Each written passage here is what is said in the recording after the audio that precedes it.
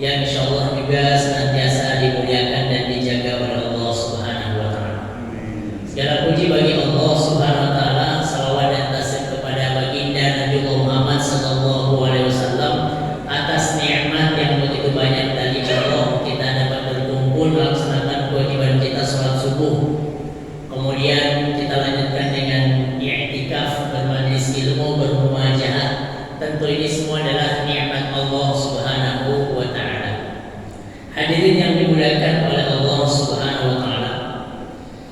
Dalam banyak kesempatan, biasanya dalam khutbah-khutbah khatib Jumat senantiasa mengingatkan kita bahwa nikmat yang terbesar dalam hidup kita ini adalah nikmat Islam dan nikmat iman.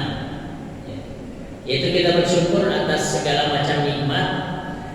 Namun dari sekian banyak nikmat itu yang terbesar adalah nikmat Islam dan iman. Dan dari sekian banyak nikmat, Allah tidak pernah memutus nikmat tersebut, walau terkadang kita manusia ini menyalahgunakan nikmat tersebut. Walau terkadang kita seringkali menggunakan nikmat tidak sesuai dengan keridhaannya Allah Subhanahu wa taala, tidak sesuai dengan keinginannya Allah Subhanahu wa taala, tapi Allah terus memberikan nikmat tersebut. Dan sampai hari ini pun Allah masih menanamkan dalam diri kita Islam dan iman. Dan ini merupakan nikmat terbesar yang sering diucapkan, sering disampaikan oleh guru-guru kita dalam khutbah-khutbahnya. Namun coba kita renungkan hadirin berkaitan dengan ungkapan yang tadi kita sebutkan bahwa nikmat terbesar bagi kita itu adalah nikmat Islam dan iman. Sehingga tatkala kita sudah berislam, kita sudah beriman kepada Allah Subhanahu wa taala, maka tidak ada lagi nikmat yang terbesar. Layaknya kita biasanya ya Pak, ketika meraih jabatan tinggi bersyukur kita. Atau layaknya mahasiswa selesai jenjang perkuliahan S1, S2, S3 sudah syukur dia. Ataupun nikmat-nikmat yang lainnya. Nah, nikmat kita berislam ini sudah sedemikian rupakah kita bersyukur dan berterima kasih kepada Allah Subhanahu wa taala, sehingga di antara doa kita itu adalah dalam surah Ali Imran, Rabbana la tuzigh qulubana ba'da idh hadaitana wa hab lana min ladunka rahmah innaka antal wahhab. Maka daripada itu Kiai Haji Ahmad Dahlan dalam buku yang ditulis oleh Kiai Haji Hajid, salah satu murid daripada Kiai Haji Ahmad Dahlan, bahwa di antara surat favorit Kiai Haji Ahmad Dahlan yang sering dibaca adalah surah Al-Asr. Pagi-pagi dibacakan kepada warga Muhammadiyah, setelah itu dibacakan kepada warga Aisyah, pada asar dibacakan kepada angkatan muda Muhammadiyah, surah Al-Asr. Yang isinya adalah kita tahu 4 golongan yang tidak merugi, yaitu yang beriman, beramal soleh, nasihat dalam kebenaran, nasihat untuk tetap sabar di atas kebenaran. Isinya keimanan. Sehingga surah Al-Asr ini menambah kesyukuran kita sebagai muslim dan mukmin yang beriman kepada Allah Subhanahu wa taala. Sebagaimana firman Allah Subhanahu wa taala dalam surah Ali Imran 139, Allah berfirman, "Wala tahinu wala tahzanu wa antumul a'launa in kuntum mu'minin." Jangan sampai sekali-sekali kita ini merasa hina karena berislam. Jangan sampai kita ini merasa malu-malu dalam berislam, minder dengan Islam, minder dengan nilai-nilai keislaman. Karena yang dilihat di televisi, muslim itu korupsi, yang dilihat seperti itu. Yang dilihat di TV, muslim itu saling bertikai, saling berkhianat satu sama lain. Akhirnya dia minder dengan keislamannya, malu menampilkan nilai-nilai Islam dalam dirinya, dalam kehidupannya, dalam sosial masyarakatnya. Atau mungkin dia melihat negara muslim ini kotor, jorok dan seterusnya. Akhirnya minder kemudian bertanya-tanya mungkin, untuk apa saya ini berislam? Apa hebatnya saya ini berislam? Hadirin Bapak Ibu yang dimuliakan oleh Allah SWT, pada jelas tadi ayat yang kita baca Allah katakan wala tahinu, jangan merasa hina, wala tahzanu, jangan merasa sedih, wa antumul a'lam, engkaulah umat yang tertinggi terbaik. In kuntum mu'minin, kalau betul-betul beriman kepada Allah. Khawatir keimanan kita ini karena lingkungan, karena faktor keturunan, karena faktor masyarakat kita muslim mukmin, akhirnya kita ikut beriman bermuslim sebagaimana lingkungan kita. Padahal jelas Allah Subhanahu wa taala mengatakan masih dalam surah Ali Imran, surah yang sering kita baca dalam persyarikatan, kuntum khaira ummatin ukhrijat linnas ta'muruna bil ma'rufi wa tanhauna 'anil munkar. Jadi umat Islam ini kata Allah adalah umat terbaik. Kita ini umat terbaik. Maka jangan sampai ada minder dalam diri kita sebagai muslim, sebagai mukmin. Jangan sampai ada rasa malu dalam diri kita sebagai muslim, sebagai mukmin. Jelas Allah katakan umat terbaik. Maka hadirin yang dimuliakan oleh Allah Subhanahu wa taala.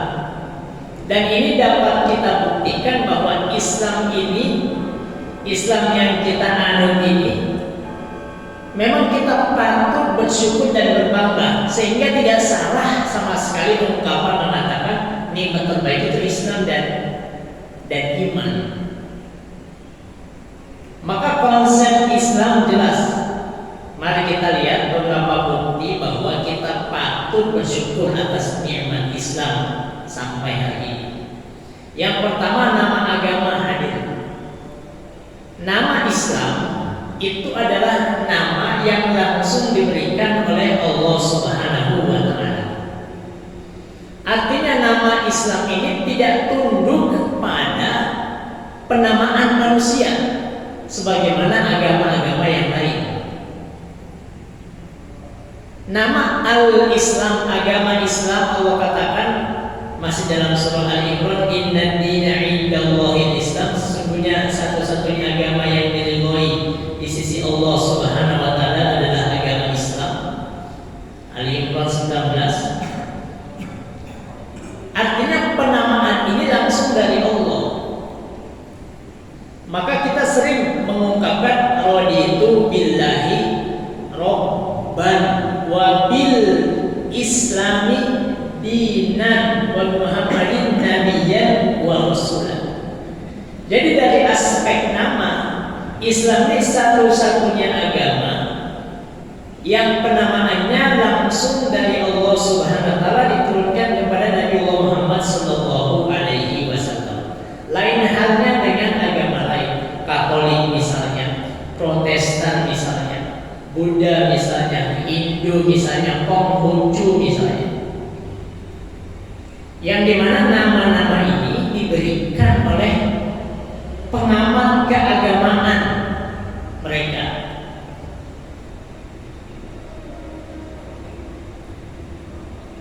Bapak Ibu hadirin yang dimuliakan oleh Allah Subhanahu wa taala. Sampai abad yang ke-20 di barat itu mereka enggan menyebut Islam. Khususnya pemikir barat enggan menyebut Islam. Mereka menyebut Islam itu dengan Arabism atau ajaran yang berasal dari Arab, atau Muhammadanism atau isme ajaran yang dibawa dari Muhammad. Gak mau menyebut Islam. Padahal jelas Islam ini penamaannya jelas, tapi enggak, mereka pengennya Islam itu diberikan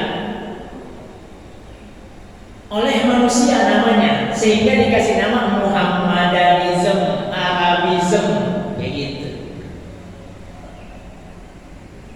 Tapi dari sejak zaman Nabiullah Muhammad SAW, bahkan nabi-nabi sebelum Nabiullah Muhammad SAW pun telah menyatakan Islam tadi.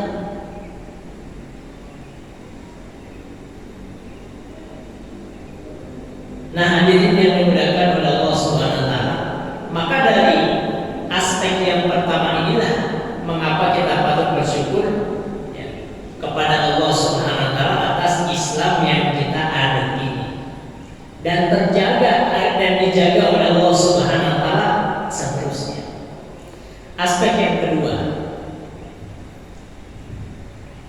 mengapa kita bersyukur dan berbangga sebagai muslim sehingga kita tidak ragu, tidak sedih.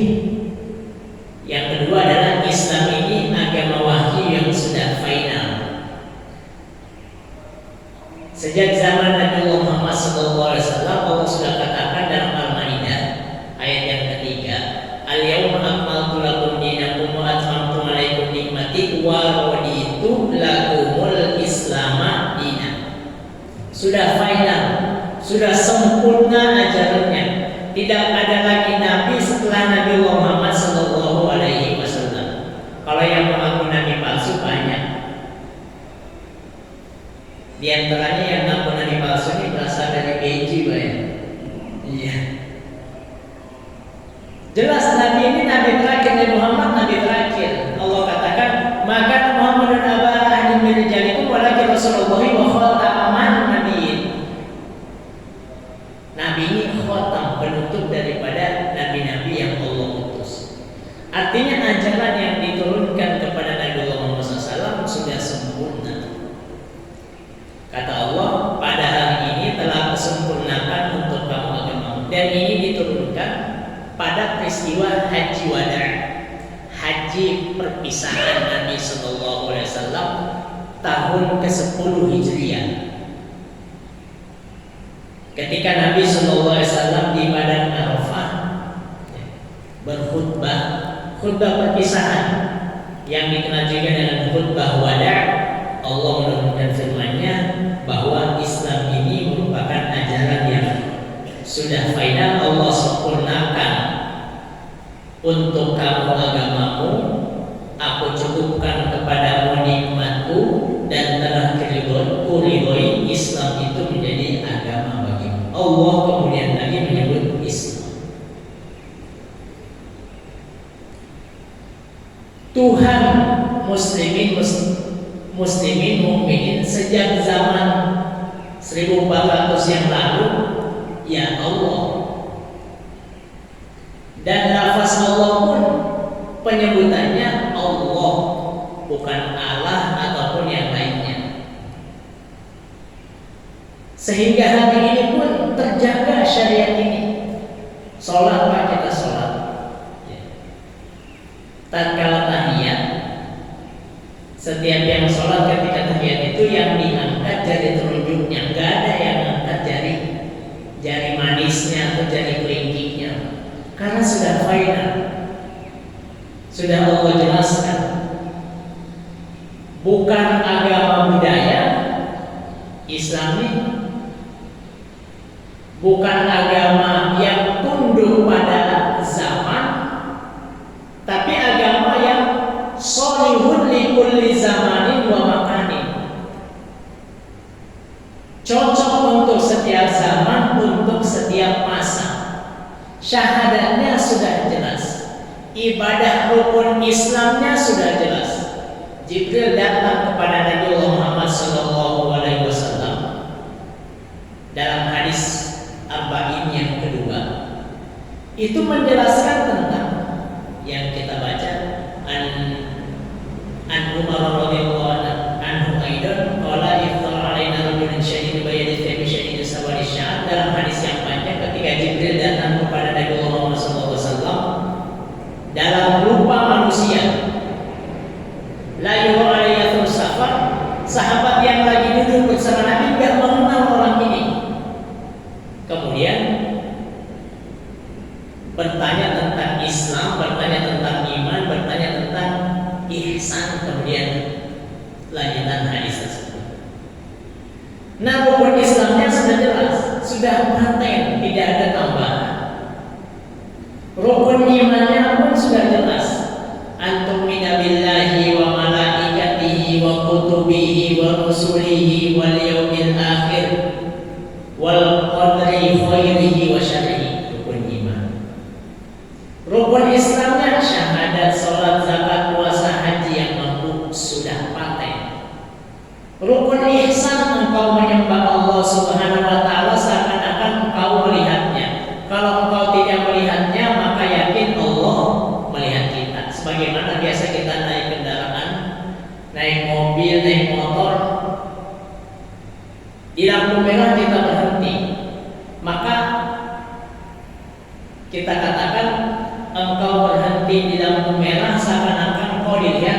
polisi.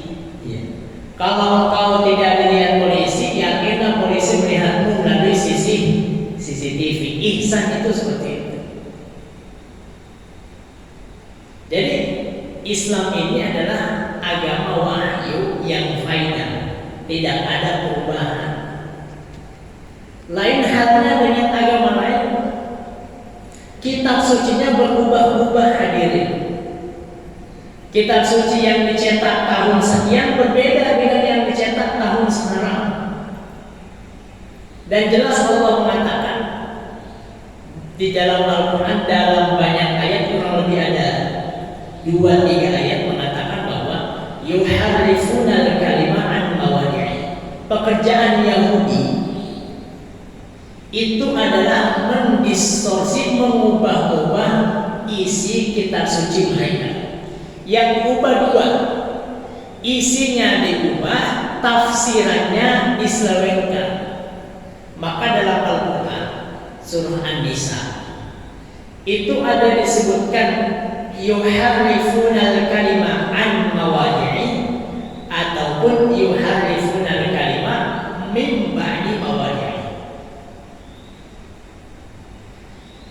Satu yang diubah isinya, 2 yang diubah tafsirannya. Nah, Al-Quran gak mungkin, isinya gak mungkin diubah.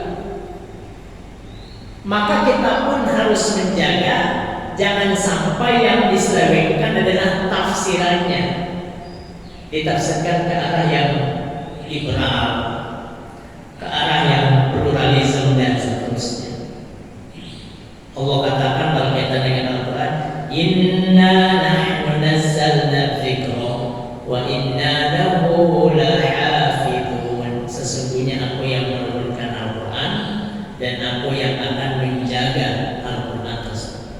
Nah, hadirin Bapak Ibu yang dimuliakan oleh Allah SWT, ini bukti kedua kita bersyukur atas nikmat Islam dan nikmat iman. Sehingga hadirin, tidak ada kemuliaan kecuali dalam Islam.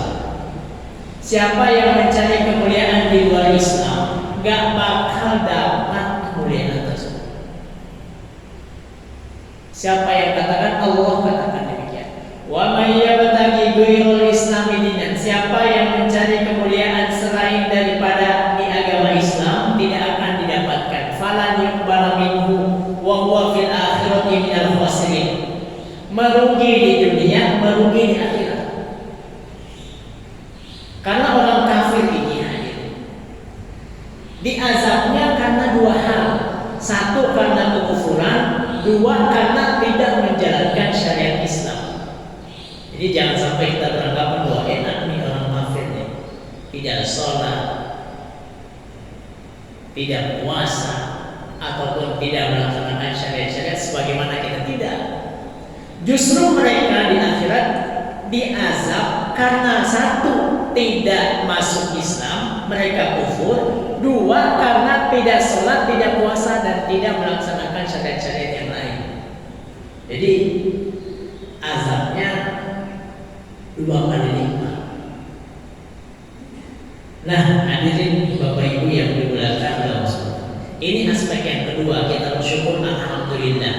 Maka agama Islam ini perlu untuk kita jaga, untuk kita pupuk, untuk kita membentengi daripada paham-paham di luar daripada ajaran Islam itu sendiri. Yang ketiga, mengapa kita bersyukur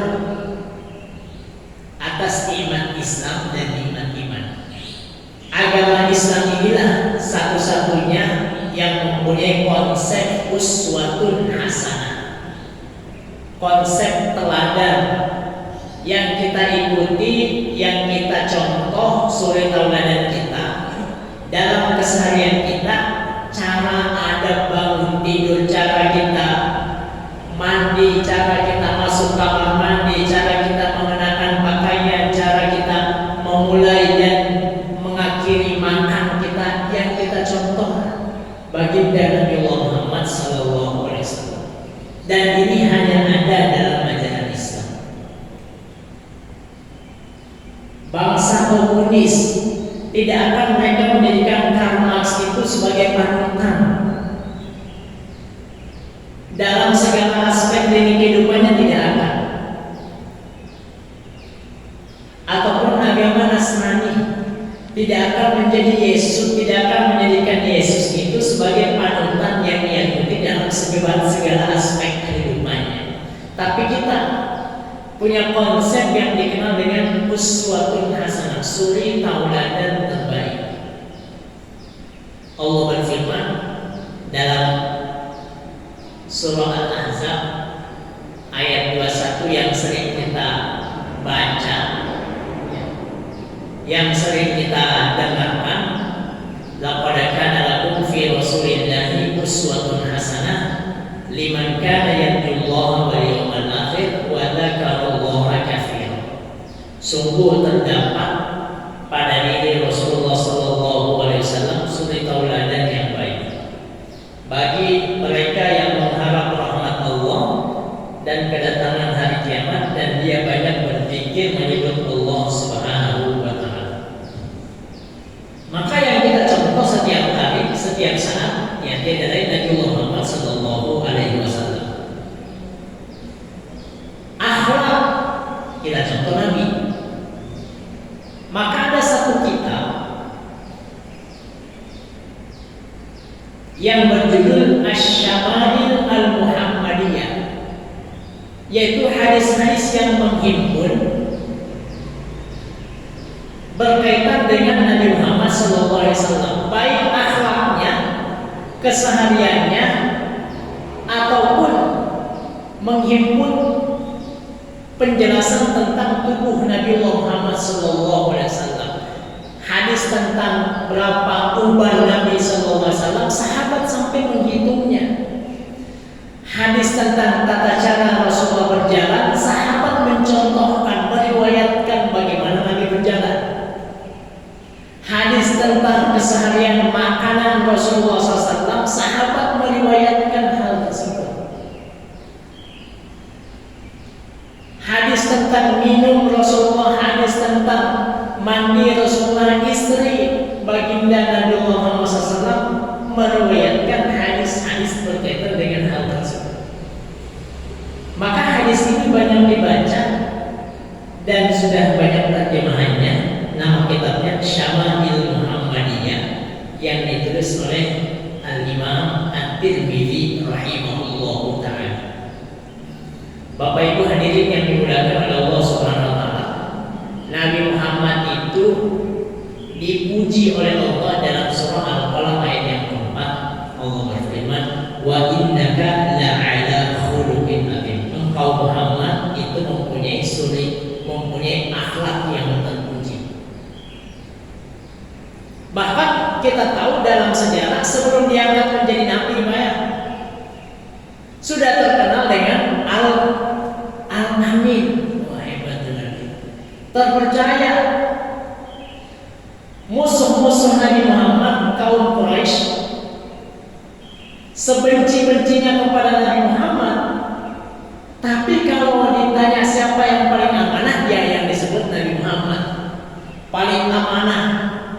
Tatkala terjadi pembangunan Ka'bah, kemudian bertikai siapa yang meletakkan Hajar Aswad, yang menyelesaikan perkaranya siapa? Nabi Muhammad SAW.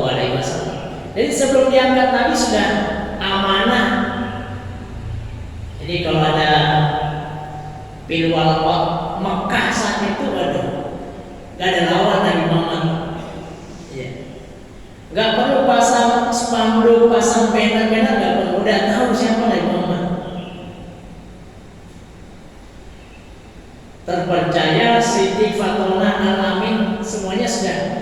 Apalagi nasab keturunan Nabi Muhammad SAW, Nabi sendiri yang katakan bahwa aku ini ya, dari suku Quraisy, dan suku Quraisy suku terpandang di Jazirah Arab. Ayahnya Abdullah, kemudian kakeknya Abdul Muttalib, sampai ke atas terpandang nasab mulia. Jadi nasabnya mulia, akhlaknya terpuji. Semuanya keistimewaan berkumpul kepada Nabi Muhammad SAW. Cuma Nabi dimusuhin karena apa? Mengajak kepada kebenaran. Jadi kita Bapak Ibu, kalau dimusuhi kita nih karena mengajak kepada sunnah, mengajak kepada ajaran Al-Quran dan sunnah, ya nggak apa-apa. Dulu pun Nabi dan sahabat-sahabat dimusuhi karena mengajak kepada Al-Quran dan sunnah, mengajak menghidupkan sunnah Nabi Sallallahu Alaihi Wasallam. Sudah dari dulu demikian. Nabi di tengah kaumnya itu kan disenangi. Tetapi ketika sudah mulai dakwah, sudah mulai mengajak, baru lain urusannya. Sudah mulai mengajak menyembah hanya kepada Allah SWT. Jadi orang musyrikin, mereka meyakini adanya Allah, tapi selain Allah ada Tuhan-Tuhan yang lain. Maka Nabi dibenci, ingin dibunuh, diusir dari Mekah karena tadi mengajak kepada kebenaran. Maka kalau kita tatkala kita hidupkan sunnah Nabi, kita dibenci oleh masyarakat, ya apa? Selama kita di atas kebenaran Allah Subhanahu wa Ta'ala, di atas jalan dakwah kepada Allah Subhanahu wa Ta'ala. Nabi tatkala meninggalkan Mekah, itu ketika keluar perbatasan Mekah menghadap ke Mekah. Ini menandakan Nabi itu cinta tanah airnya, cinta tempat kelahirannya Mekah. Ini Nabi ajarkan kepada kita agar kita mencintai tempat di mana kita lahir. Nabi menghadap ke Mekah, kemudian kata Nabi, "Ya Mekah, laula ukhrijtu lima kharajtu." Wahai Mekah, kalau saja saya tidak diusir, dimusuhi, maka sungguh saya tidak akan meninggalkan Mekah, meninggalkan tempat tersebut. Nah, ini konsep yang ketiga.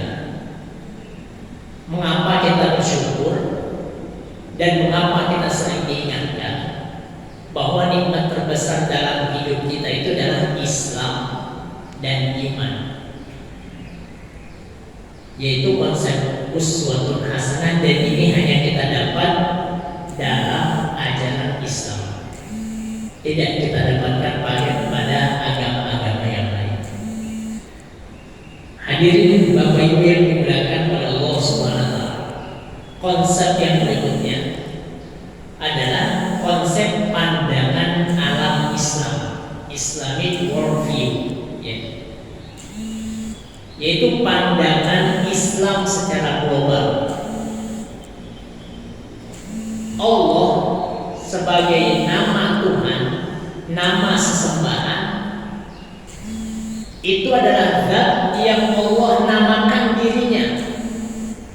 Allahu la ilaha illa huwal hayyul qayyum. Huwallahul ladzi la ilaha illa huwal malikul quddusus salamul mu'minul muhaimin. Dalam surah Al-A'raf 180, walillahil asmaul husna fad'uhu bi. Allah memiliki asmaul husna, nama-nama terbaik. Asmaul husna sebagaimana kita hafal 99 nama, walaupun tentu lebih daripada 99. Namun kata Nabi, siapa yang menghafal kemudian mengamalkan nilai-nilai asmaul husna, itu akan masuk surga. Artinya bukan sekedar hafal Ar-Rahman Ar-Rahim, Malikul Qudus, Salamul Mu'min dan seterusnya, tetapi dia mengamalkan nilai-nilai yang terkandung dalam nama tersebut. Misal Allah Al-Alim, Allah Maha Tahu, berarti keseharian kita Allah Maha Tahu. Kita menyendiri, kita membuka media sosial, Allah Maha Tahu apa yang kita share, Allah Maha Tahu apa yang kita lihat, Allah Maha Tahu apa yang kita dengar. Karena Allah Maha mendengar, Allah Maha melihat, dan seterusnya.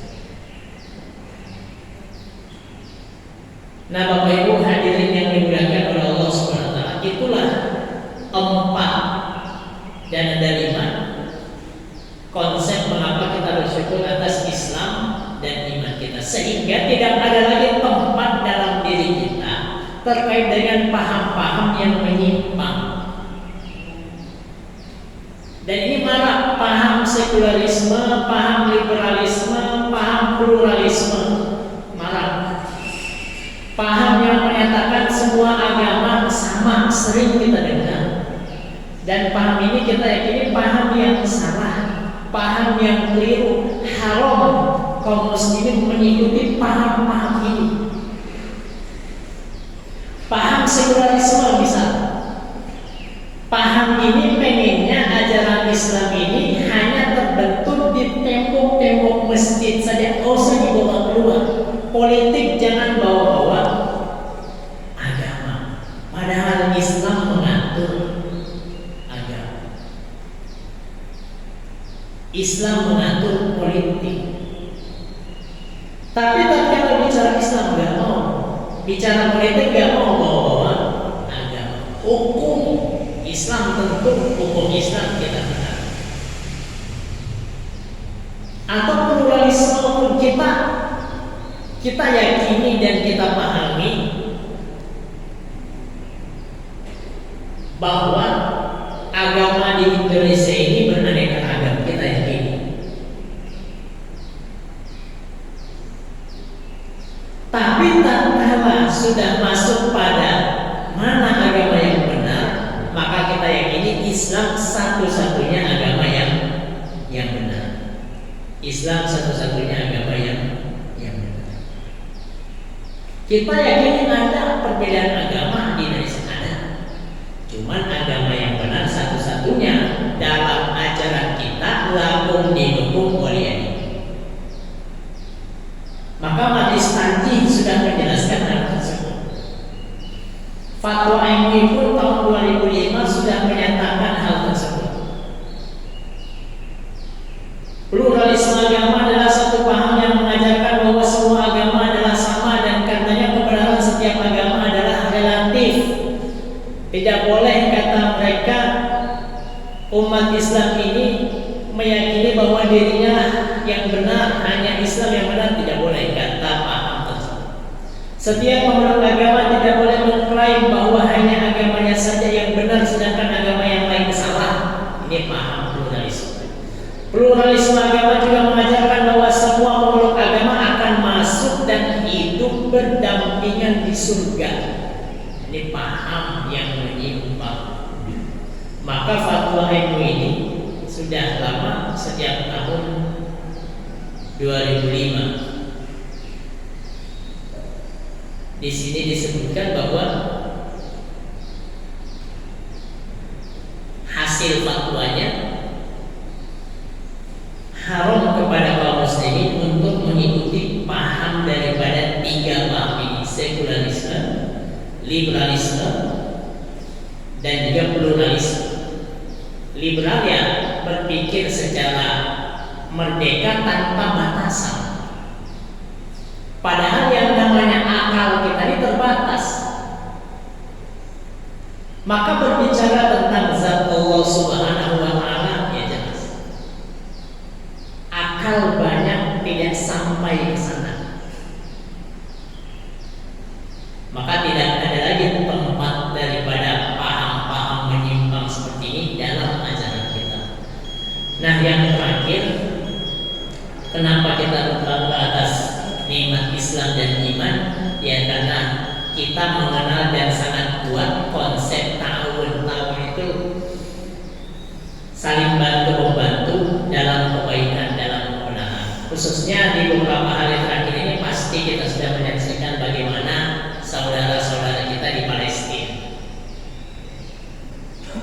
yang sejak tahun 1947 kita lihat peta Palestina yang warna hijau ini Palestina semua. Tapi sampai hari ini yang warna hijau tadi berubah semuanya menjadi milik Israel, kecuali hanya beberapa kilometer persegi saja yang disisakan. Maka kemarin pun pimpinan daerah Muhammadiyah sudah memberikan surat edaran untuk memberikan bantuan dalam bentuk apapun, bentuk harta dan yang lainnya, khususnya jihad ekonomi, jihad harta,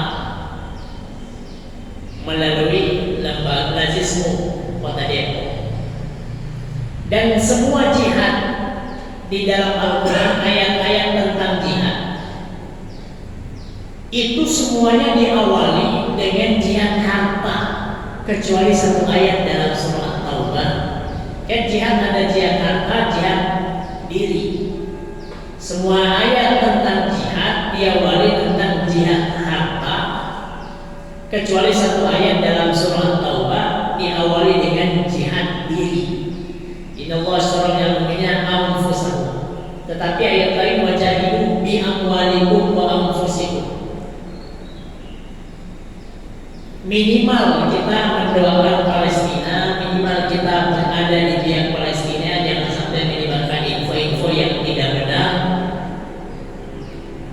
bahkan menyalahkan saudara-saudari kita yang berjuang Hamas dan yang lainnya, dan tentu menyebarkan info-info terkait dengan bantuan-bantuan yang bisa diberikan kepada Palestina. Semoga Allah mampukan masyarakat Palestina ini meraih kemerdekaannya sebagaimana Indonesia meraih kemerdekaannya. Amin ya rabbal alamin. Ini mungkin yang dapat kami sampaikan. Segala kebenaran milik Allah Subhanahu wa taala dan kesalahan milik kami pribadi mohon untuk dimaafkan. Hadanallahu wa iyyakum ajma'in wa akhiru da'wana alhamdulillahi rabbil alamin. Nasrun minallah wa fathun qarib wa basyiril mu'minin fastabiqul khairat. Wassalamu alaikum